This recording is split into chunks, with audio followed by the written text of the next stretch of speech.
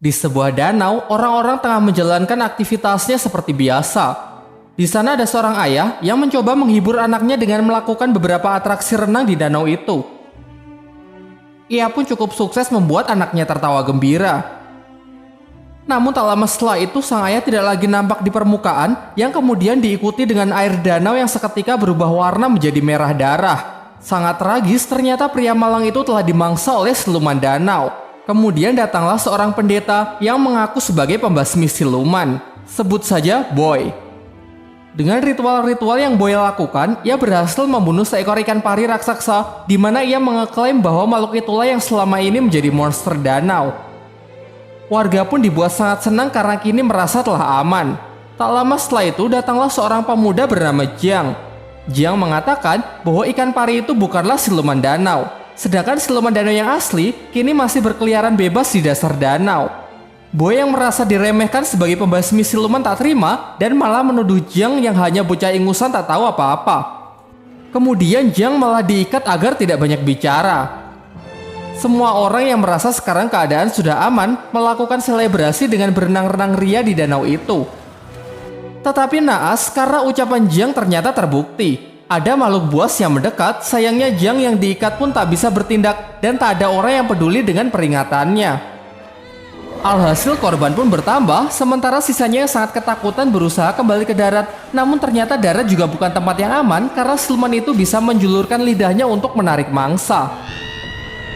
Cara terakhir yang bisa Jiang lakukan adalah menyuruh semua orang agar tidak panik dan tetap di tempatnya.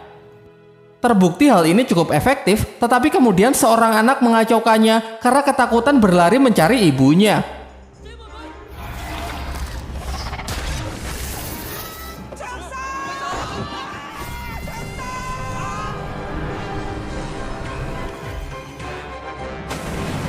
Sang ibu yang tidak bisa menerima kenyataan itu pun frustasi dan menjeburkan dirinya ke danau untuk menantang siluman itu.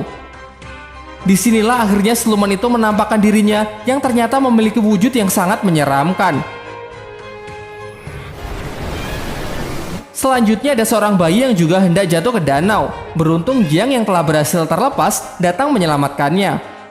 Jembatan mereka pun patah yang secara kebetulan memerangkap siluman ikan itu. Bersama Boy, Jiang memanfaatkan kesempatan ini untuk melemparkan ikan itu ke darat. Tetapi karena perbedaan berat yang lumayan jauh, mereka pun kesulitan melakukan hal itu. Para warga yang berusaha membantunya pun juga sia-sia. Kocaknya lalu datang seorang wanita gemuk yang berhasil melontarkan siluman itu ke darat. Siluman yang kehabisan waktu melemah sehingga berubah ke wujud semula yang menyerupai manusia. Warga yang emosi berniat menghakimi siluman itu dengan berbagai senjata. Namun Jiang menghentikannya dan memohon agar diberi kesempatan untuk menyelesaikan tugasnya ini sebagai pembasmi siluman profesional. Lantas ia pun segera membuat persiapan dengan mengeluarkan senjata andalannya yang ternyata hanya sebuah buku kumpulan lagu anak-anak. Dengan ritual ini harapannya ia bisa memberikan siluman itu pencerahan. Tetapi aksi kocaknya ini tidak menghasilkan apa-apa, justru siluman itu malah emosi dan berbalik menyerangnya. Tiba-tiba datanglah seorang pembasmi siluman wanita bernama Duan yang menghentikan siluman itu, menghajarnya dan menyegelnya di sebuah kantong ajaibnya. Lalu ia menemui Jiang untuk memastikan apakah dia juga benar-benar seorang pembasmi siluman. Jiang berusaha meyakinkannya dengan menunjukkan buku ritualnya yang ia percayai dengan kumpulan lagu anak-anak itu bisa membuat siluman menjadi baik.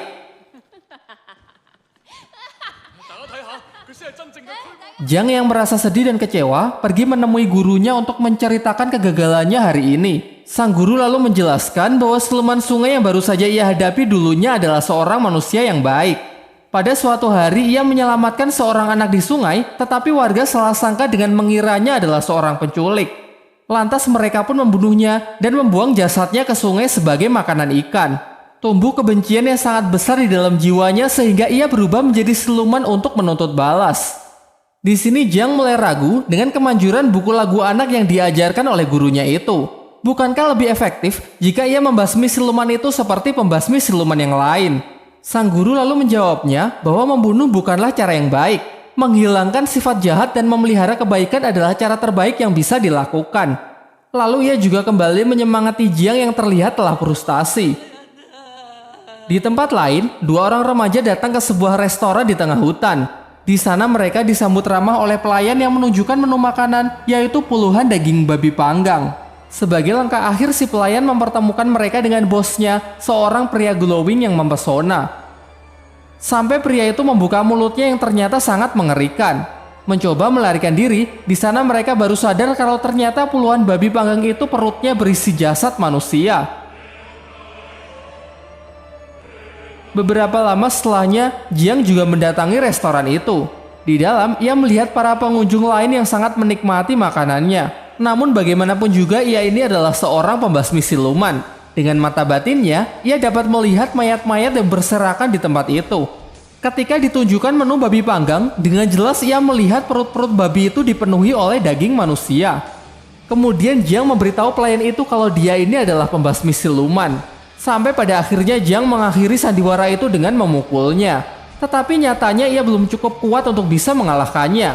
Beruntung Duang, si pembasmi siluman wanita sebelumnya datang untuk mengambil alih pertarungan. Dengan mudah ia dapat menghajar siluman-siluman itu dengan sangat brutal. Meskipun kalah jumlah, ia jauh lebih unggul dengan menggunakan gelang-gelangnya sebagai senjata untuk menghancurkan para siluman itu. Ternyata siluman-siluman itu hanyalah pemanasan. Sekarang tibalah akhirnya ia berhadapan dengan sang bos yang mampu mengimbanginya.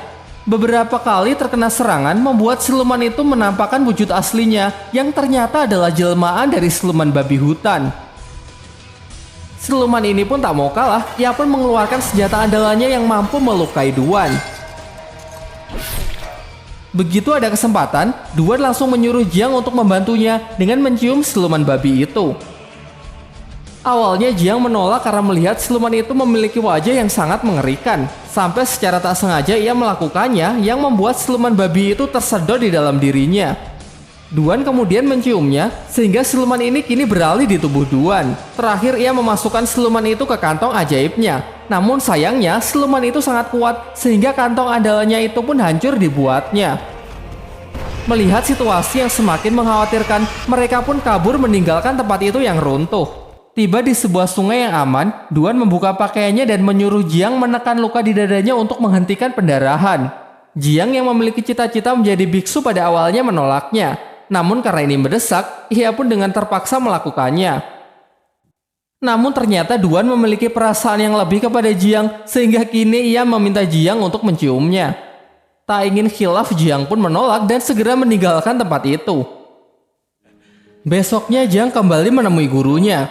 Sang guru menceritakan mengenai kisah dari siluman babi yang dihadapi Jiang. Siluman ini dulu adalah seorang pria baik hati bernama Gong.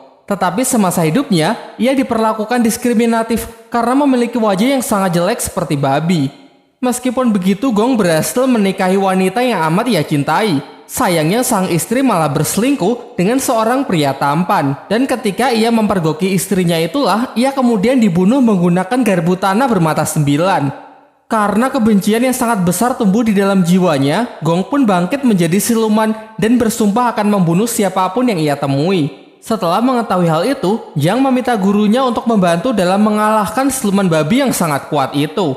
Tetapi sang guru menolak dengan alasan masih sibuk bekerja. Ia kemudian menyarankan kepada Jiang agar meminta bantuan kepada Sun Wukong, sang kera sakti yang kini dikurung di bawah Gunung Lima Jari selama 500 tahun oleh sang Buddha Agung karena kesalahannya menentang aturan langit. Sebelum pergi, sang guru berpesan supaya Jiang berhati-hati karena Sun Wukong ini sangat sakti dan memiliki banyak akal licik. Tak lupa ia juga memberikan buku lagu anak untuk menghilangkan kebencian di dalam hati Wukong. Singkat cerita, Jiang berangkat dengan melintasi suatu hutan. Tetapi di sana ia malah terperangkap oleh sebuah jebakan. Kemudian datanglah kereta pemilik jebakan itu. Mereka adalah sekelompok orang yang mengaku dari barat yang bertugas membunuh siluman sekaligus membunuh pembasmi siluman. Di dalam kereta itu juga keluar beberapa orang lagi yang menjadi tawanan dari geng ini. Geng ini lalu menginterogasi mereka satu-satu dan jika ada yang terbukti terdapat pembasmi siluman, maka akan segera mereka eksekusi. Jiang yang ketakutan pun mulai ragu untuk mengakui profesinya. Tetapi kemudian Duan mendekat dan mengatakan kalau mereka ini adalah suami istri yang sedang bertengkar. Jiang mencarinya ke hutan dan secara tak sengaja ia malah terperangkap. Demi untuk membuktikan hal itu, geng tersebut meminta mereka agar melakukan hubungan suami istri. Berbeda dari Duan yang sangat bersemangat, Jiang menolak karena ia adalah seorang biksu. Akhirnya karena tak ada pilihan lain, Jiang pun nyaris bersedia. Sampai ia menemukan sebuah fakta kalau ternyata senjata yang tertancap di tangan Duan hanyalah sebuah mainan. Dari sini pun terungkap bahwa ini adalah sandiwara dari Duan yang sangat mencintai Jiang. Secara terang-terangan ia ingin menikahinya, memiliki seorang anak dan hidup bahagia. Namun dengan tegas Jiang menolak karena ia menginginkan cinta yang lebih besar, yaitu cinta dari Sang Buddha Agung. Hal ini membuat Duan patah hati, kemudian memukuli Jiang, bahkan sampai mengurungnya. Hingga mereka dikejutkan oleh kedatangan Gong si siluman babi yang ingin menghabisi mereka. Lalu Duan meminta Jiang agar turun dari kereta karena ia ingin menabrakkan kereta itu ke siluman. Kereta itu pun hancur berkeping-keping. Jiang sangat cemas melihat Duan yang sepertinya terluka parah. Jiang merasa sedih dan seakan menyesali perbuatan ia sebelumnya. Namun lagi-lagi ini adalah sandiwara Duan untuk mengetahui isi hati Jiang yang sebenarnya. Gong yang terpental ternyata tak terluka sedikit pun dan siap melancarkan serangannya lagi. Beruntung datang seorang kesatria tangguh yang memiliki kekuatan hewan buas. Ia berhasil menandingi Gong yang membuat Gong ingin melarikan diri.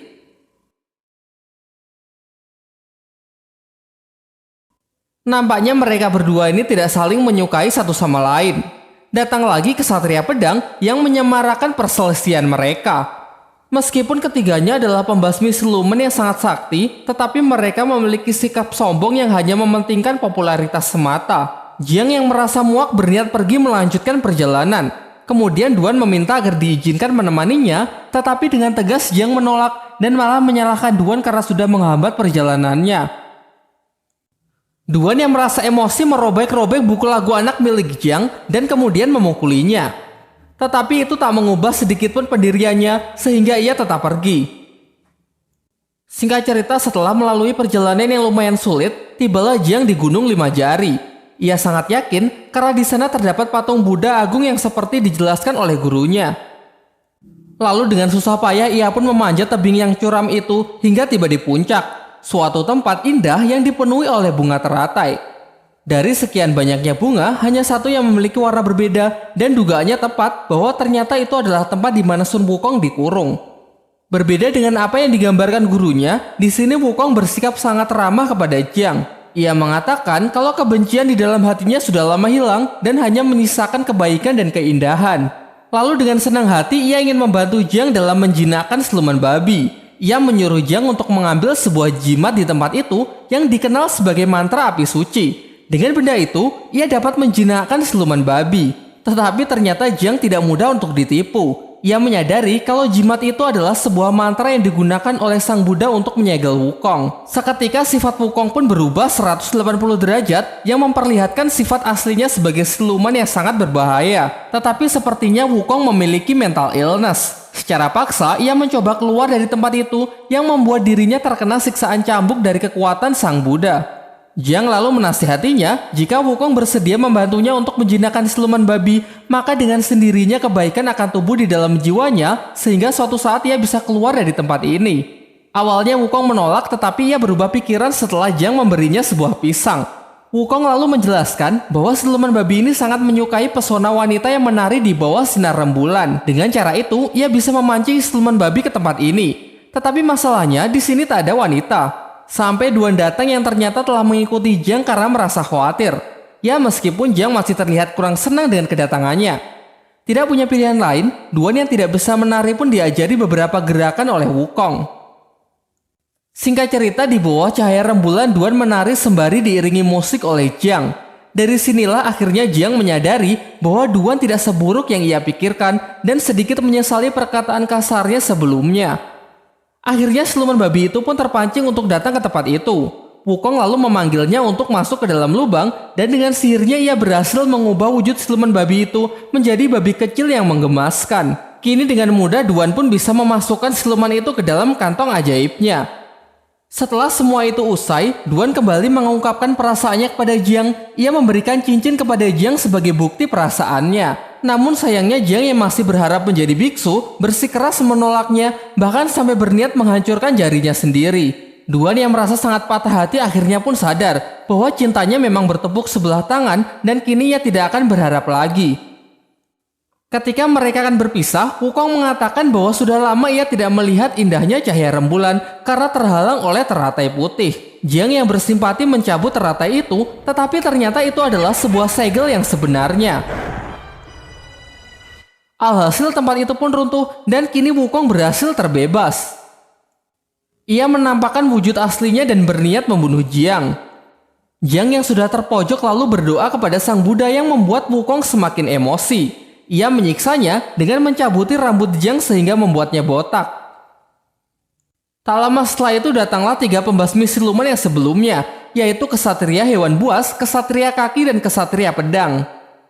Pada awalnya Wukong diremehkan karena perawakannya yang sangat kecil. Mencoba unjuk kebolehan Kesatria Hewan Buas maju terlebih dahulu untuk melancarkan serangannya. Tetapi dengan mudah Wukong dapat mengatasinya dan malah memakan kesatria itu hidup-hidup.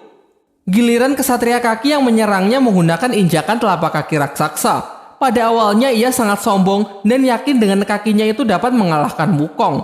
Namun karena tubuh Wukong yang terlalu keras, kakinya pun malah berlubang. Terakhir Kesatria Pedang membuka kotaknya yang berisi beberapa pedang kecil. Dengan mantra yang ia rapalkan, pedang itu pun berubah menjadi sangat tajam dan langsung melesat ke arah Wukong. Wukong lalu menangkap pedang itu, namun ia malah ikut terlempar ke udara. Kesatria Pedang memanfaatkan kesempatan ini untuk mengeluarkan seluruh pedangnya dan menyerangnya secara bertubi-tubi. Lagi-lagi Wukong lebih unggul dengan bisa menghindari semua serangan itu. Lalu Kesatria menyatukan seluruh pedangnya untuk melancarkan serangan pamungkasnya.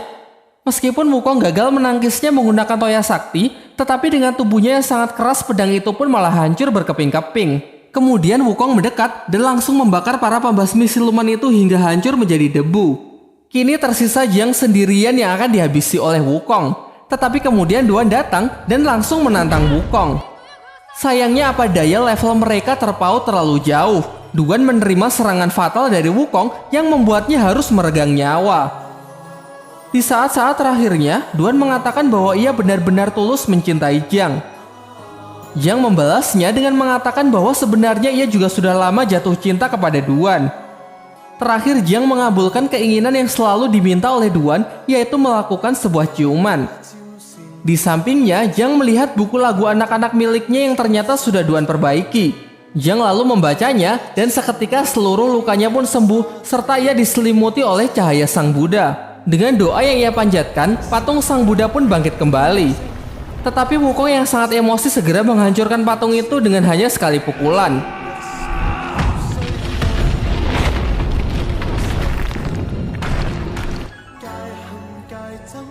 Tidak berhenti sampai di sana, di angkasa Sang Buddha Agung muncul dan menyerang Wukong dengan jurus tapak Budanya.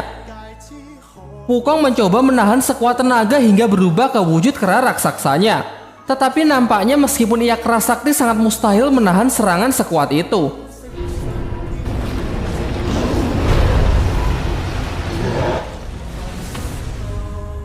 Tiba-tiba scene beralih ke sebuah padang rumput yang memperlihatkan Wukong sangat trauma dengan apa yang baru saja ia alami. Kemudian Jiang datang untuk menenangkannya sekaligus mengangkatnya sebagai murid. Serta ia memberikan gelang peninggalan Duan yang ia rubah menjadi sebuah mahkota. Singkat cerita, Guru Jiang memberikan sebuah tugas agar Jiang melakukan perjalanan spiritual untuk mengambil kitab suci di wilayah barat demi membebaskan umat manusia dari penderitaan. Namun karena perjalanan itu sangat berbahaya, dipenuhi rintangan dan hambatan sehingga Jiang harus ditemani oleh 3 muridnya, yaitu siluman ikan, Wukong, dan siluman babi. Tamat.